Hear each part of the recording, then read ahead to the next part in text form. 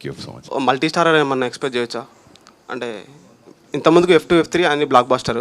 I believe that some stories, కొత్త స్టోరీలు చెప్పాలన్నప్పుడు ఇద్దరు హీరోలు ఉంటారు, కొన్నిసార్లు ముగ్గురు ఉంటారు, కొన్నిసార్లు వేరే పాత్ర ప్రామినెన్స్ తీసుకుంటుంది, కొన్ని డిఫరెంట్ స్టోరీ. ఎప్పుడు హీరో సెంట్రిక్ స్టోరీలు చెప్పాలంటే ఎక్కడో ఒకేలా ఉండే అవకాశం ఉంటుంది.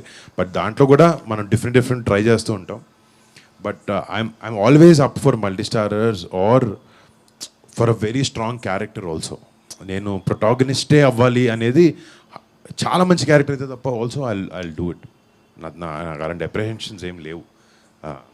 ఎందుకంటే వెంకటేష్ గారితో చేసినప్పుడు నాకు అదే లెర్నింగ్ అనమాట. ఆయన అదే అన్నారు, script is greater than us Varun.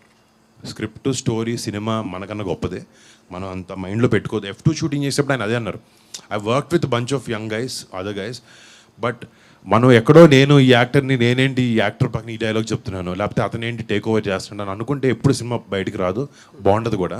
You should able to, అక్కడ ఈ క్యారెక్టర్ ఇలా చేస్తుంది, నీ క్యారెక్టర్ ఇలా బిహేవ్ చేస్తున్న మైండ్ సెట్తోనే నువ్వు సినిమాని చేయాలి, అప్పుడే సినిమా హిట్. అప్పుడు మేము అలా చేసిన సినిమానే F2, అందుకే దానికి అలాంటి కైండ్ ఆఫ్ రిసెప్షన్ వచ్చింది. ఇంకా కమింగ్ మూవీస్లో విలన్స్ ఏమన్నా ఎక్స్పెక్ట్ చేయొచ్చా? నెక్స్ట్ ఒక కామెడీ ఫిల్మ్ చేస్తున్నాను మెర్లపాక్ గాంధీతో, హారర్ కామెడీ లాంటిది అన్నమాట. అది నెక్స్ట్ మంత్ అండి. విలన్గా కాదు, అందులో కూడా కొంచెం ఇలాంటి షేడ్స్ ఉంటాయి. రాయలసీమ బ్యాక్డ్రాప్లో చేస్తున్నాను.